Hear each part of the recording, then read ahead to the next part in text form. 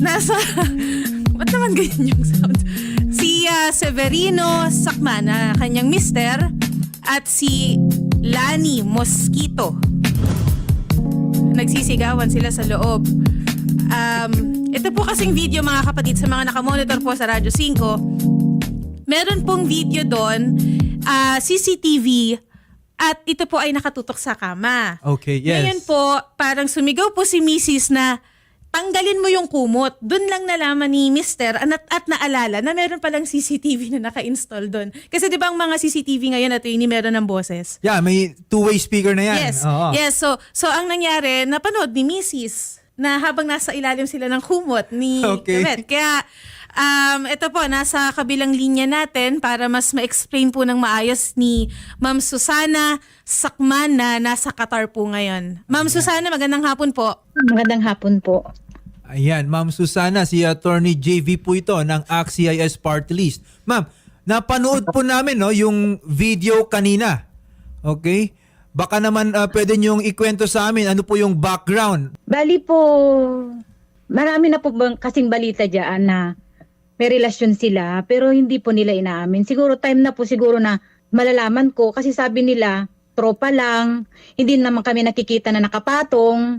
Okay. So, Tapos, ayun nga, no? Si Ma'am nga pala ay nasa Qatar. Yes, attorney. Okay, so hindi niya Opo. kasama ngayon yung kaniyang husband. Yes. So, Ma'am, tama Opo. po ba? Na meron ng mga ugong-ugong noon na ang inyong asawa ay may kabit. Opo, kasi po umuwi po ako last September 2022, nilusog po na po yung babae. Okay. Pero hindi nila inamin, tropa lang daw, nag-inuman lang daw sila, hinatid lang daw ng asawa ko dun sa bahay ng babae kasi inantay ko po talaga dun sa bahay po talaga ng babae. Ayun, so kilala nyo rin po pala itong babae na to. Nakilala ko na lang po nung umuwi po ako kasi po magkakaibigan po yan pero yung unang-una naging kaibigan niya po is kilala ko. Okay. Hanggang marami na pong balita, yun po yung nangyari. Okay. Ma'am, kayo po ba talaga ay meron talagang CCTV sa kwarto ninyo? Actually po, ano po yan? Pwesto po yan ng tindahan. So hindi talaga siya sa kwarto, Shari. Sa may Opo, ginamit nila pong motel yung ano, so pwesto. parang sari-sari store, ganun po ba? Ganun na rin po.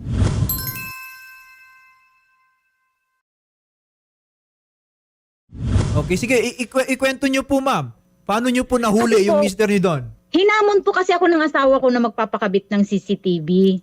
Siya pa? Una, hindi ko Si siya Mr. kinuha. Pang nag-offer na magkabit ng CCTV. Siya pa yung attorney. nagpakabit ng CCTV. Opo, kasi po, sa duda ko, hindi kasi siya, yung mga sinasabi ng mga tao, hindi daw totoo. Ginawa niya pong bulag, pipit, bingi yung mga tao na nakapalibot dyan, sa kanila. Okay, so siya pa yung nagpakabit ng CCTV at syempre, Opo, Shari, hinamon so ibig niya po sabihin, ako. alam niya, aware siya na lahat nung ginagawa sa tapat ng CCTV na yan ay nare-record. Siguro po. Oo, ay hindi niya Kasi matitira bago yan. Siya kakabit yan, nagkabit alam ng mo yan CCTV, Shari eh. Siya ang naghamon, attorney. Oo, sige, ituloy niyo po, Ma'am Susana. Tapos, nung naikabit po yun, actually, hindi niya binigay kaagad yung password. Kasi, unang offer niya sa akin na ikakabit niya yung CCTV, sinabi ko, para saan? Sabi niya, parang feeling niya, hindi ako interesado. After 2 days, nakalipas ng ilang araw, asan na yung password? Asan yung password ng CCTV? Hinamon niya po ako Sabi niya, akala ko ba ayaw mo? Pinilit ko siya. Hindi niya po binigay yung unang araw na kinuha ko yun, ayaw niya ibigay. Kesyo, hindi niya po alam yung password. Sabi niya, Okay. bukas na kasi lasing ako. Tumawag ulit ako ng kinumagahan. Tapos sabi niya, bibili na lang ako ng panibago kasi hindi ko alam yung password. Okay, so ayaw pa niya nung may una. Tapos yung may kaibigan siya na pumunta doon, tinulungan siya nag-set up, nag-reset yung password para maibigay sa akin. Okay. Tapos nung naibigay na po sa akin, may after 2 days ulit, mayroong mga nagre-replay ako ng mga video. Okay po. Chine-check ko kung mayroong space yung CCTV na mga araw-araw may oras po yun, di ba? Opo. Ngayon ang ginawa ko, nagtatanong ako bakit walang laman yung oras na yon. Sabi niya, burn out. So napuputol-putol yung recording. Opo. Tapos nung time na bago nangyari yon, mayroon akong nakapi na kinausap niya yung tao niya na patayin yung CCTV kasi pupunta yung babae. Okay. Pupunta si Lani. So, naiwan po yun sa naiwan po yung record dun sa CCTV kasi ni-replay ko po yun. Bakit nawala yung oras na yun yung nakaano kasi po siya, device offline. Opo. So, nung nagkaroon ng internet, nagkaroon ako ng access, inopen ko po siya, narinig ko po doon na patayin yung internet kasi pupunta si Lani. Narinig na record pati yon yung instruction niya. Apo. Tapos, after po noon, Huling-huli itong to, no? babae, nagpaalam na po kasi yung babae na pupunta na siya sa isang lugar. Yun, nagpaalaman po sila. Yun po, from 12 in the midnight and then until 3 o'clock in the morning, yun po yung cut po na wala pong CCTV, wala pong record. Tapos, every night po yun, nag-uusap sila ng babae. Nagtatawanan sila, happy sila. Tapos, mayroon pang time na inopen ko yung CCTV, on call sila, sweet talking sila. Tapos, narinig nung, sabi ko, wow, ang sweet naman. Sabi nung babae, sino yun? Sabi nung, syempre, hindi makapagsalita sa akin yung asawa ko. Sabi nung babae, hayaan mo siya. Ibig sabihin, gusto niya na pakinggan ko yung usapan nila. Hayaan mo siya. Sabi nung babae. So itinuloy nila. Tapos, after nun po, hindi pa po yun nangyari yung yun. Nakalipas ng ilang araw, bumalik yung babae kasi di ba nagpaalam na po siya na aalis na sa lugar na yon. Bumalik po siya kasi parang narinig ko doon na binalikan niya yung card ng anak kasi itatransfer niya po doon sa pupuntahan nila. February 11, bumalik yung babae. As in, talagang meron po akong record pero hindi ko pa po pinatak yung CCTV kasi naka-offline na po yung device. So nung ni-review ko yun, alam ko mangyayari. Tapos sabi ko, bakit naka-offline? Wala bang kuryente? Wala bang wifi? Walang internet? Bakit naka-off device yung CCTV? Sabi niya, sumagot yung asawa ko kasi tinawagan ko siya. Tulog ako. Okay. Hindi ko alam. Data lang yung gamit ko. Ano pong nangyari dun sa Apo. video po? Yun po, inabangan ko po yun kinaumagahan kasi nag-away sila Napanood ko na po yung gabi ng February 11, napanood ko na po sila. So, nung February 12, inabangan ko po siya, nababalik yung babae kasi nag-away po sila. Kaya yun, siguro inamon ng babae, naglabing-labing sila, binantayan ko po yun, hindi ko po inop yung CCTV, hanggang nangyari nga po yun. So napanood nyo talaga ng live, hindi na lang recording. Opo. Hindi po, kinuha ko na lang po yun, ni-record, habang nagla-live po yun, click ko po yung record ng cellphone. Okay. Sige Yung buong CCTV po yun, nakat na po yun ng asawa ko. Na-delete na po habang nagsasalita ako sa CCTV. Sir Severino, magandang hapon po. Magandang hapon po. Okay. Ayun, Mr. Severino, sino yung kasama mo sa video? Katukayo. Hindi po, naging girlfriend ko po yun talaga. So inaamin nyo po na girlfriend po ninyo yon. Oo. Okay. At ano po yung ginagawa nyo nun sa video? Wala, nag-aanuan lang kami, nag-uus lang kami nun. Nag-uusap lang daw po sila sa ilalim ng kumot, attorney. Nag-uusap kayo. Ganun ka ba talaga makipag-usap, Mr. Severino? Hindi, sa totoo lang, sa jowa ko naman siya, so wala namang namin. May nangyari, ginagawa namin. So may nangyari talaga. Pero tama ba, ikaw pa yung nagpalagay ng CCTV doon? Opo, ako pa yung nagbigay ng sa kanya. Nung password? Opo. Okay. So alam mo na nanunood ang inyong asawa nung ginawa nyo yon? Hindi ko po alam yun. Pero alam mo na dahil nga nasa tapat kayo ng CCTV, makikita niya yon eventually. Opo. Okay. Kasi ang sabi ng asawa mo kanina, dinedenay mo raw nung una na ikaw ay may kabit. Etong si Miss Lani Mosquito. So ngayon ba ay inaamin mo na? Ay, aminado naman ako dyan, gawa ng katagal ng panahon at nakita niya na rin. So bakit pa ako mag-deny? Okay. Hindi ka na pinahirapan din ni tatay. Oo nga, so wala nang pahirap to, no, si Mr. Severino. Aminado naman. Etong si Mr. Severino Sakman. O parang may gustong sabihin si Ma'am Susana. Ano po yon? Ngayon lang po na inamin. Sinasabi niya sa mga kapitbahay ng mga nakakakita, hindi daw totoo. Walang koneksyon, wala. Hindi niya daw babae. Pero lahat ng tao kasama pa sa pwesto na pinagkukuha na namin ng pangkabuhayan, doon kasama nila, siya ang tindera, tagaluto, umaga, hapon, gabi, ando doon ang babae. Ngayon lang po na umamin na may relasyon sila. Hindi naman araw-araw, gabi-gabi, wala naman. Minsan lang na mapunta yun doon. Okay, kung hindi, ano lang, start na binigay mo sa akin yung CCTV, ando doon. Lahat ng araw ando doon siya. Hindi naman lahat. Hindi naman. 28, 29, 30, ando doon ang CCTV. Ando doon yung babae. Doon, ang aga-aga magkape pa kayo doon. Kita lahat ng tindiro mo doon. Kahit na yung mga tao dyan, hindi nyo inaamin. Ginagawa nyong bulag yung mga tao dyan. Pag may nalaman ako, nagagalit ako. Akong pinapagalitan mo. Sinasampa mo yung babae. Siya yung pinagtatanggol mo. Di ba? In-block ako ng babae kasi tinat ko siya. Nagsumbong siya sa'yo. Nagsumbong siya sa'yo.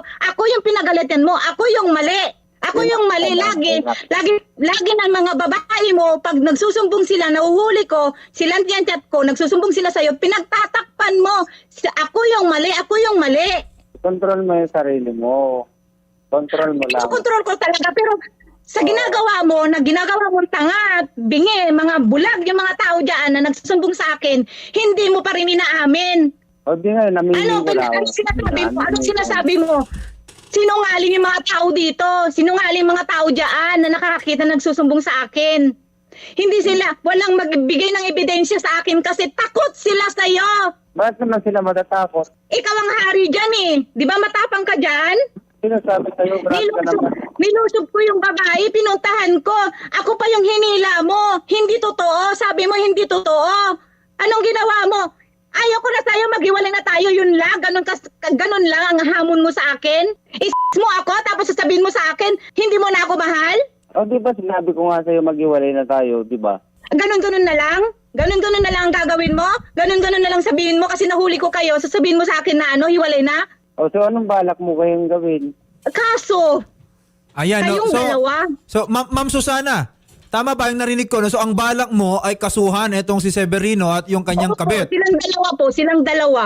Silang dalawa. Oo, no? In so far as Opo. legal, Shari, talagang may pananagutan itong si Severino. Total, inaamin na rin naman niya. Okay, aside of course from VAUSI, violation against women and children, siya din ay magiging liable for concubinage because he's living under scandalous circumstances. Kung tutusin nga, ibinahay na nga niya itong si Miss Lani at aware siya, Shari, na may CCTV. Kumbaga siya yung gumawa ng ebidensya laban sa kanya. At saka nakaka-insulto din doon, attorney, na nandun pa nagkakape yung babae doon sa bahay nila, sa tindahan nila, pumupunta doon at alam din naman ng babae na may CCTV. Yes. So, masakit din talaga yun sa misis niya. Sir Severino. Kayo po ba, Ma'am Susana, ay may mga anak? Mayroon po, dalawa po, isang lalaki, isang babae. Saan Minor po pareha. Saan po sila nakatira? Kasama niya po. Nakikita din po ng mga anak niya yung So ginagawa niya nakikita po. rin nila yung mga pinaggagawa nitong si Severino.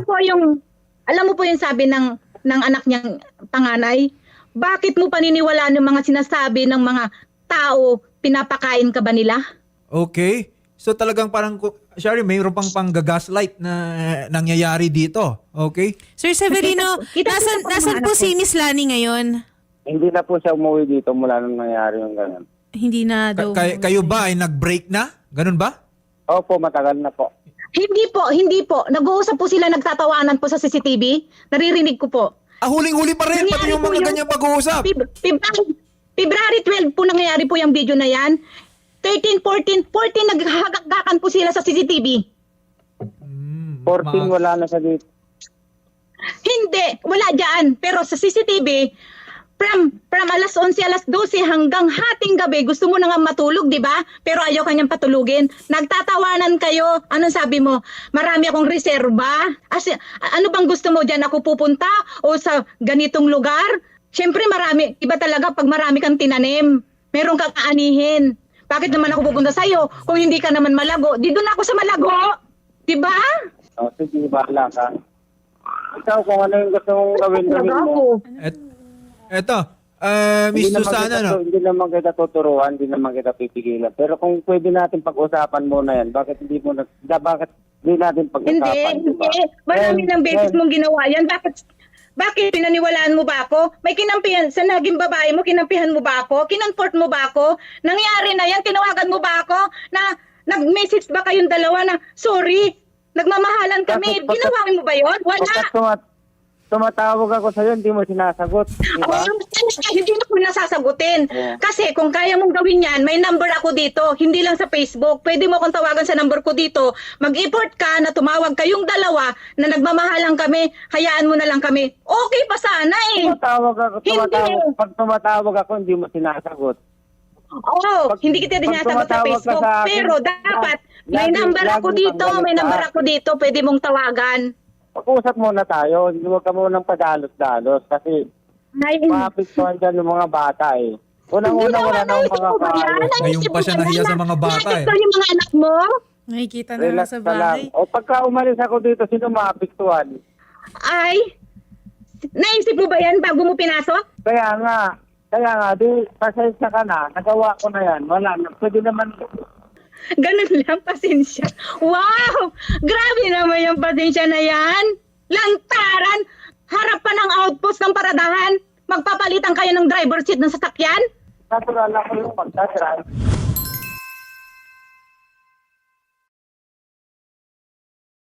Ma'am Susana, no, Walang ganito na lang katotohanan. muna. Total, parang hindi rin naman masyadong responsive itong si Mr. Severino. Hindi natin makausap ng matino. Ganito, Anong hindi makausap Ma'am ng Susana, matino? Sumasagot po kayo ako po ng ba ay matino. porsigido na talagang kasuhan nyo itong si Mr. Severino? Opo. Silang dalawa ng babae. Silang dalawa, okay? Kahit manghingi ng pasensya, kapatawaran, wala nang hindi nyo na mapagbibigyan itong si Mr. Severino? Paulit-ulit na po yan, sir. Kahit dito po sa ibang bansa, ginawa niya na po sa akin yan. Okay, so talagang wala nang kapatawaran po dito, Ma'am Susana? Wala na po, kasi mismong nakapatong na po siya eh.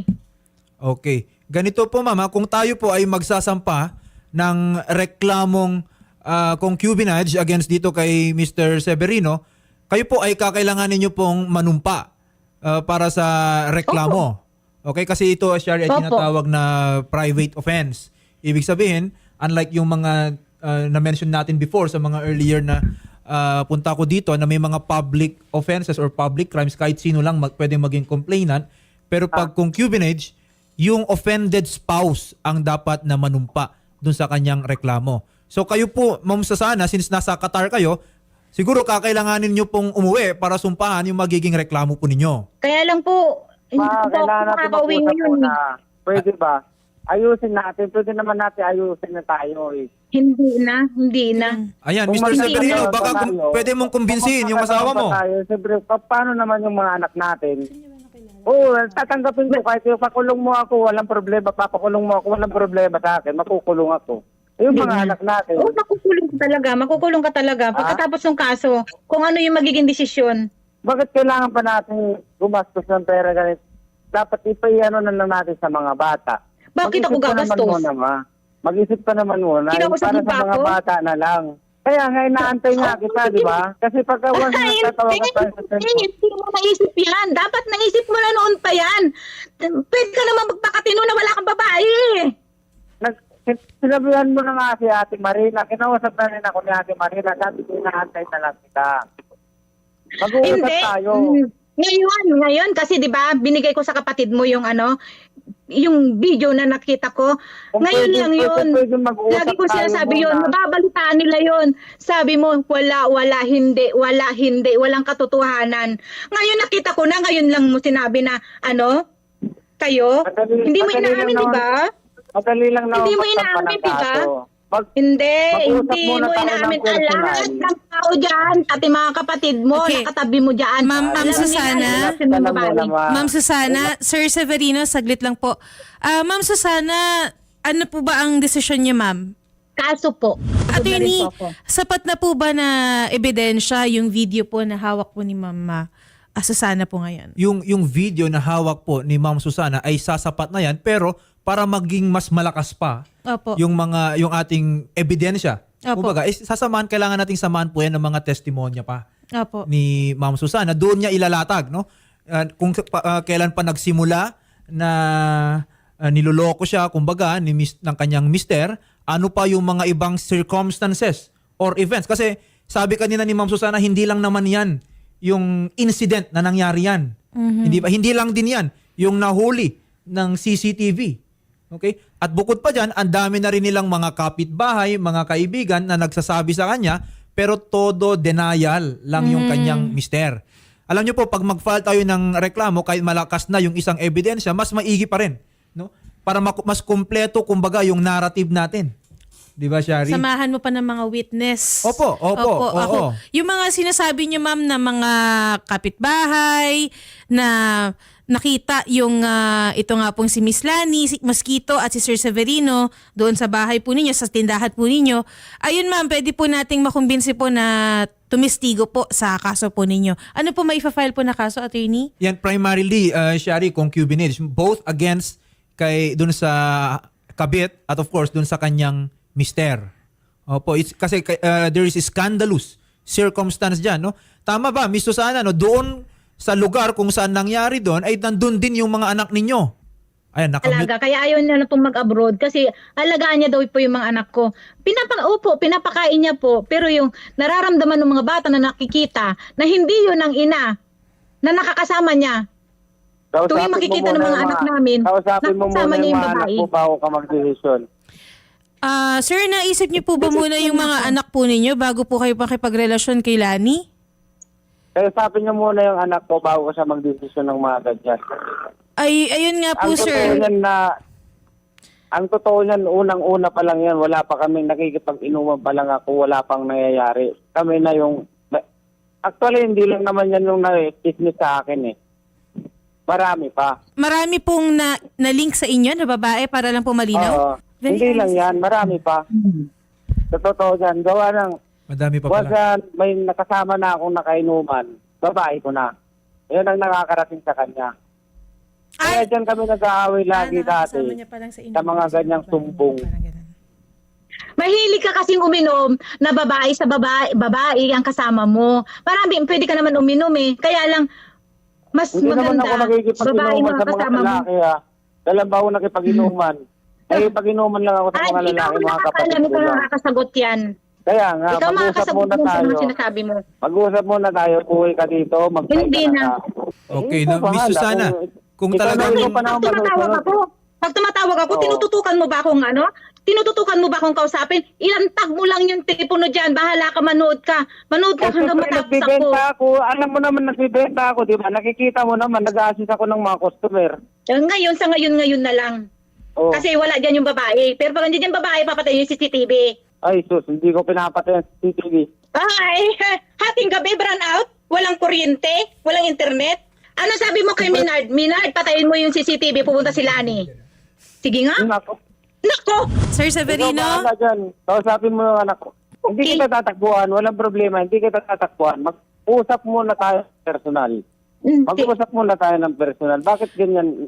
Okay. Ma'am Susana, paano po ang system nito, attorney? Kung siya po ay isang OFW po sa Qatar, paano po siya, attorney? Yes. Pag magfa-file kasi tayo, Ma'am Susana, ng ating complaint affidavit, kailangan nyo pong iyong panumpaan sa harap mismo ng ating piskalya. Okay? And Apo. based sa ating existing rules of procedure, kayo po ay kailangan personal na pumunta. Nung araw, Shari, Apo. lalo nung pandemic, ino-authorize nila, no? Ina-allow nila yung mga representative lang, yung mga attorney in fact na tinatawag. Pero right now, halos lahat po. Oy, by the way, saan ba nangyari po yan? Diyan po sa Tanay Rizal. Sa Rizal. So sa Rizal po natin kailangan i-file yan. No? And I think sa Rizal, they require pa rin po na personal na pumunta yung complainant mismo. So Ma'am Susana, kung kailan ba kayo makakabalik ng Pilipinas? Ay, sa off-air na lang po kung kailan po. Okay, sige, kakausapin po kayo ng staff namin dyan. Pero yun nga po ang procedure natin. Ha? Kailangan po ninyong manumpa. Okay, ilalatag po natin lahat doon. Kailangan nating patunayan na yung inyo pong mister ay namuhay under scandalous circumstances. Okay? Kasama po ang kanyang kabit. Yung alam mo ba kung yung kabit na to ay kasal din sa iba? Opo, kasal po. Kasal din. Opo. Okay. O, baka gusto mong isama na rin yung asawa nung kabit para sabay na kayong mag-file ng reklamo dyan sa mga asawa ninyo. Pag uwi ko po dyan, ano ko po siya. Bali, papayag din po siguro yon. Oo. Yun po yung mga kailangan nating i-discuss later on. Off-air na lang siguro, Ma'am Susana. Opo. Opo. Ang kulang kasi sa inyo, Ma'am Susana, wala pong respeto yung asawa po ninyo sa inyo. Yun lang po yun, ma'am. Sa madaling salita, wala po siyang respeto sa inyo, ma'am. Opo. Ngayon, ma'am, Ito po yan. mahirap po dyan dahil kayo po ay isang OFW. Tatagan nyo lang muna po ang loob po ninyo, ma'am. And from time to time, kami po ay mag-update sa inyo, madam. Update nyo rin po kami kung kailan po kayo makakauwi, ma'am, ng Pinas po. Para kami po ay, para masamahan po namin kayo na makapagsampa po ng kaso laban po dito sa inyong asawa po. Okay, ma'am. Tatagan niyo po yung loob po Salamat ninyo po. dyan, ma'am. Alam po namin na hindi po madali ang maging isang OFW tapos may trabaho pa kayo dyan, iniisip niyo pa po yung asawa at pamilya niyo pa po dito, ma'am. Tatagan niyo lang po yung loob niya, ma'am. Ha? Balitaan niyo po kami, ma'am, sa date po ng pag-uwi niyo. Opo. Ma'am, para sa safety po ng mga anak ko, baka sila ang pag-initan. Hindi ako mag-iinit sa anak mo. Ano ka ba? In so far as no yung Ano mga ano bang ano ba tingin mo sa akin? Sige na po, Sir Severino, wala naman po kaming makukuhang kahit pasori man lang po sa misis po ninyo, hindi nyo naman po gagawin. Sige sir, wag nyo muna pong ibababa yung linyo, kakausapin po kayo ng staff po namin. Napakawalang respeto nyo po sa misis po ninyo, sir, sa totoo lang po. Gayon din po sa Hindi mga ko anak wala nyo, sir. respeto. Sige po, Hindi ko wag nyo wala na pong, respeto. sige Very sir, strict. sige na sir. Wag nyo na pong ipilit, sir. Wag nyo na pong ipilit. Kung hihingi lang po kayo ng sorry sa asawa niyo, sir, mas ma-appreciate pa po ng misis po ninyo, sir. Salamat po.